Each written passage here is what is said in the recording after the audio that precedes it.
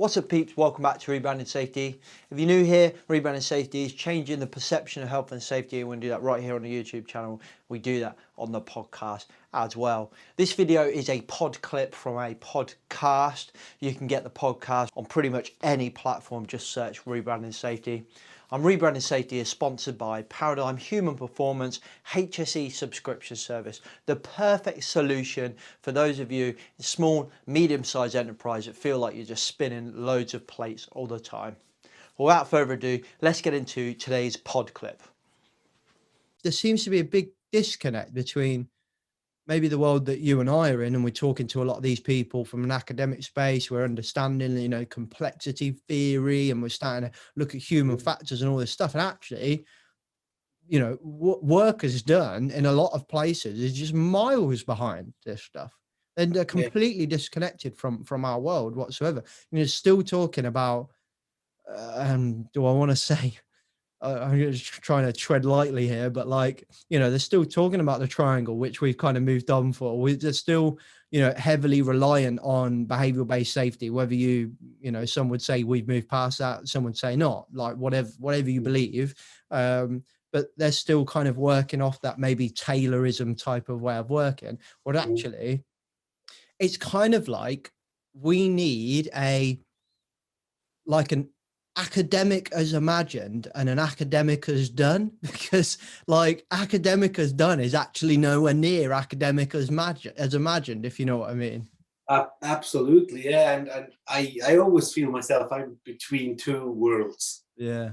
With being quite a practical person, but also I have quite a lot of academic friends, and I'm actually considering doing a PhD. So I like research. I like that.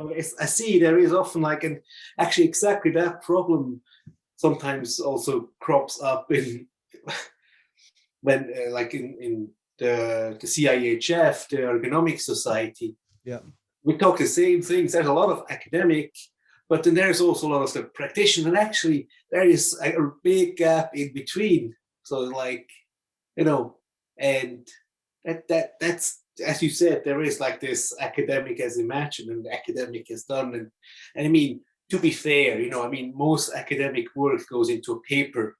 And I mean, I read papers, but they're not the most accessible. Not the most accessible way.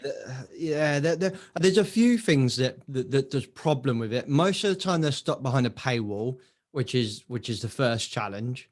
The second time it's actually me as a completely non-academic person. I am so operational minded, literally was very fine line between me being one of those, in quotation, stupid people that just drive a forklift all the time. I'm not saying they're stupid people. I'm using the saying that some people look like we were referring to our previous conversation. Otherwise, my brother-in-law that drives a forklift every day will be kind of kicking my ass. There's so fine line between that, me doing that manual labor kind of job for my entire life, and then me coming down this route and now realizing, actually, I'd love to do MSc and PhD and all stuff like that. And I never would have intended to do anything like that ever in my entire life. And I find it really difficult to read academic papers. Most of the time, I would say every third word I have to Google and find out what it actually means. And sometimes there's kind of a academic language, isn't there? I don't know if you get it. Sometimes they say stuff, they use words, and I'm like, dude, you could have just said, you could have just put that in normal English. You didn't need to write it like that. And I find that is quite an issue with accessibility of this information. Actually, it defeats the whole purpose. Yeah. And the other thing you mentioned is you have to always pay for it. It's not open source. So it's so what good is it anyway? And I find this is really, something that annoys me quite a lot. And I mean, I co-authored a paper recently, or it was probably a year ago now, that was about human factors for a Mars mission and colonization of Mars. Wow. And that was really interesting. So, I was happy I didn't have to deal with the whole peer review interface. So I was a co-author, so it was fairly comfortable doing it. But it was just writing it for because I have probably a very, I would say, rather a simple way of writing anyway. Yeah. And the thing is, for me, I'm dyslexic. Yeah. Okay. So I obviously now with reading lots of papers, I got used to it much more. And Yeah. I had to doing my MSc at Cranfield, where I actually had to read a lot of papers. So that was like, so you can learn it. Oh yeah.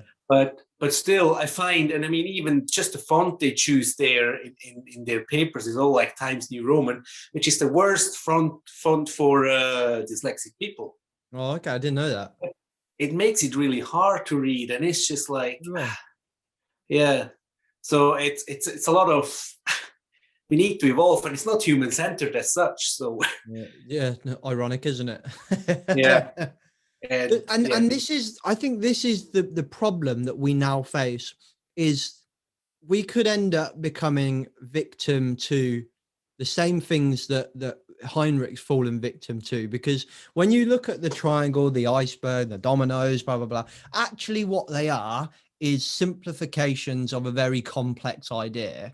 So Heinrich's actual work is quite complex, quite in depth, very technical. He puts it into, and Carsten describes this, explains this a hell of a lot better than I do, but it puts it into an imagery to be able to communicate that message, simplified version of that message, to operational people, not because they're stupid, but because they're not really used to this kind of way of working, way of reading, so on and so, way of thinking maybe. And also, in my opinion, I don't have time to sit down and read a 50,000 page academic document.